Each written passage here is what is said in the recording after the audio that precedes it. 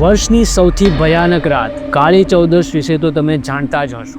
Mummy અને દાદી આપણે આ રાતે કેમ ઘરની બહાર નીકળવાની ના પાડે છે? આ રાતે તો એવું શું થાય છે? કાળી ચૌદશની આ રાત્રે તાંત્રિકો અને અઘોરીઓ કેમ સ્મશાને ચાલીને જાય છે? ત્યાં જઈને આ લોકો એવું તો શું કરતા હશે? ખાલી કલ્પના કરો કે અંધારી રાતમાં બહાર તમે એકલા છો। તમને લાગે છે કે તમને કોઈ જોઈ રહ્યું છે, પણ ત્યાં જોતા કોઈ નથી હોતું।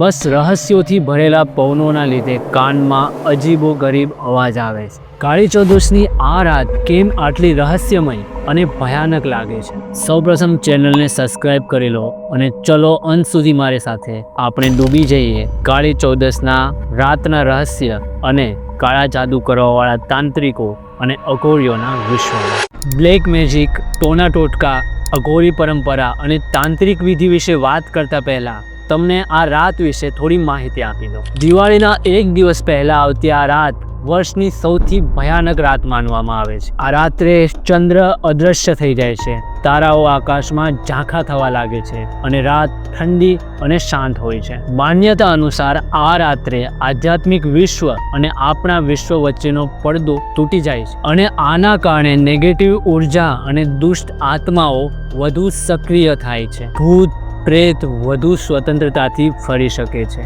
માન્યતા અનુસાર જો તમે ઘરની બહાર નીકળો છો આ રાત્રે તો આ આત્માઓ તમને અનુસરે છે। તમે ક્યારેય વિચાર્યું કે શા માટે આપણે આ દિવસો દરમિયાન ઘરની બહાર રંગોળી બનાવીએ છીએ?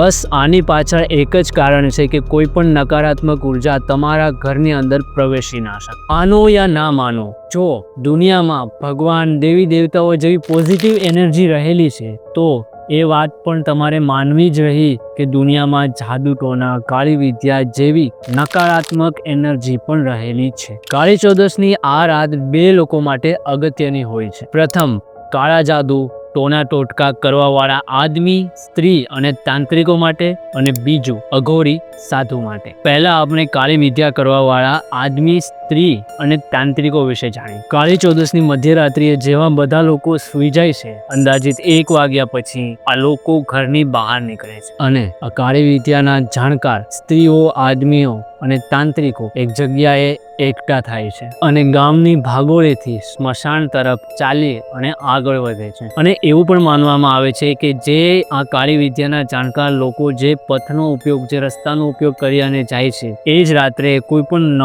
સામાન્ય વ્યક્તિ આ પથનો ઉપયોગ કરી તે પગના નિશાન ઉપર જો પગ મૂકી દે છે તો તેનું દુર્ભાગ્ય બેસે છે અને ખરાબ અસર થાય છે તેના જીવનમાં। આંતરિક પરંપરામાં આ રાતને કાળા જાદુ માટે સૌથી અનુકૂળ માનવામાં આવે છે। આ રાત્રે નકારાત્મક ઉર્જા વધુ તીવ્ર હોય છે, આના લીધે તેના મંત્રો, શ્રાપો અને હાનિકારક વિધિઓ વધારે અસરકારક બને છે। માટે આવા લોકો સ્મશાને બેઠી અને પોતાની શક્તિઓમાં વધારો કરે છે, કાળા મંત્રોનો ઉપયોગ કરી અને અસુરી શક્તિઓને બોલાવે છે અને આ લોકો આ કાળી વિદ્યા, ટોના ટોટકાનો ઉપયોગ કરી બીજાને શાપ આપવા, કોઈને બીમાર કરવા અથવા કોઈની હસતી ખેલતી જિંદગી બરબાદ કરવામાં ઉપયોગ કરે છે। લોકો આ બધું શા માટે કરે છે? નો આઈડિયા। હવે આપણે વાત કરીએ તો મોસ્ટ ઇન્ટરેસ્ટિંગ અઘોરી સાધુ વિશે। આ લોકો સ્મશાનમાં જ રહે છે। આ લોકોને દુનિયા સાથે કોઈ લેવા દેવા નથી હોતા। લોક માન્યતા એવી પણ છે કે આ લોકો પશુ બલિ અને નર બલિ ચડાવે છે અને ત્યાં સુધી પણ કહેવાય છે કે આ લોકો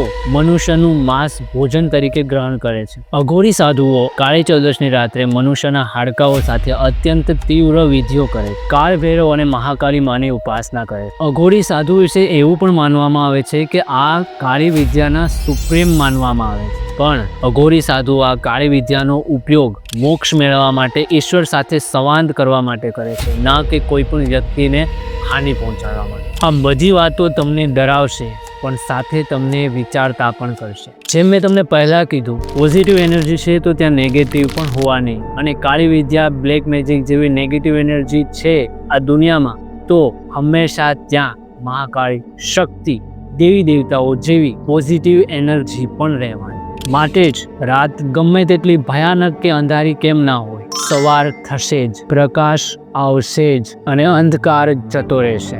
એવી જ રીતે ભલે આ કાળા જાદુ અને કાળી વિદ્યાના જાણકાર લોકો દુનિયાને આજે હેરાન કરી લે, પણ એ પોતાના કર્મોનું પરિણામ આ જ જીવનમાં ભોગવીને જાય છે. માટે જ what goes around comes around. તમે કોમેન્ટમાં લખીને જણાવો કે ખરેખર આવી કાળી વિદ્યા જેવું કંઈ હોય છે, બ્લેક મેજિક હોય છે? શું નજર ખરેખર લાગે છે લોકોને? જો વિડીયો ઇન્ફોર્મેટિવ લાગ્યો હોય તો વિડીયોને શેર કરો, લાઇક કરો અને ચેનલને સબસ્ક્રાઇબ કરો. Till then happy Kali Chaudas and happy Diwali to all. Jai Hind.